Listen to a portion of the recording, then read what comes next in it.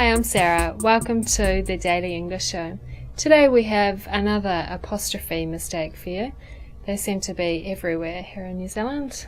There's a market near where I live called Victoria Park Market, and this is from a sign in front of one of the shops there. Owned and operated by New Zealanders. The point of that S is to make the word plural, so they don't need an apostrophe. Now this is what I don't get. This is the sign that someone had to order and pay for. I mean, if someone makes a typo in an email or on a chalkboard, okay, whatever, it can be easily fixed. But when you have to pay a few $100s for a sign that's going to be there for a long time, I just don't get why people don't check it carefully.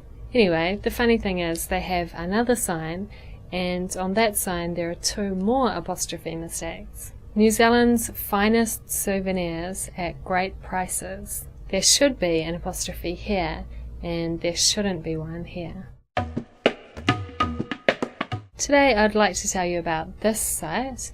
This is the Open Database of Educational Projects and Organisations. It's a database of organisations providing open educational resources online. If you're a teacher looking for material, you might be interested in browsing the database. And if you're involved in creating open educational resources yourself, then you can go and add your own page to the database. This is the page for the Daily English Show.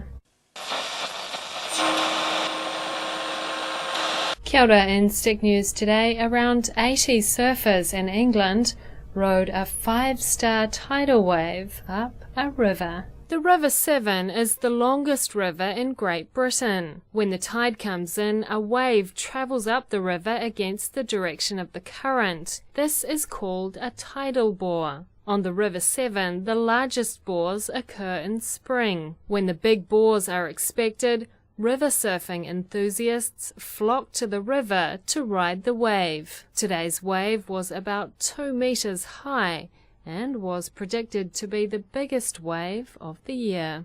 And that was Stick News for Wednesday, the 3rd of March. Kia ora. Today's word is faceplant. This is a face, and this is a plant. But what is a faceplant? At the Go By Bike breakfast last month, I saw a kind of billboard made by the council encouraging people to stop at red lights when they're on a bicycle. And they list some of the things that could happen if you don't stop at a red light, such as crash, buckled wheel, hit pedestrian, and faceplant. A faceplant is when you fall and land on your face.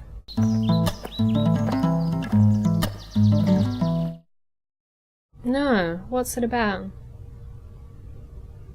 People who do that are stupid. Why not? It still seems dangerous. Have you seen that site, Please Rob Me? It's listing people who've announced via Twitter that they're not at home. I don't think so.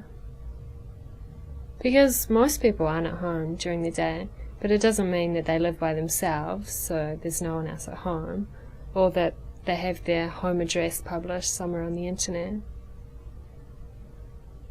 And how about the people you see doing live reports on TV? It's not like everyone thinks, oh, that's so dangerous, we all know they're not at home. No, that's ridiculous. In spite of problems, difficulties, etc. A. Face to face. B. Face up. C. In the face of something. D. Lose face. E. What's his, her face?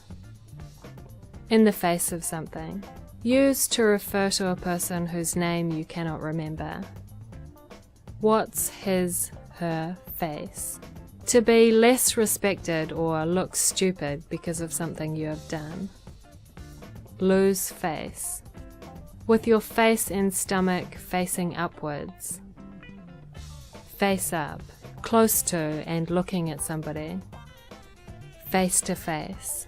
And that was the Daily English Show. See you tomorrow. Bye.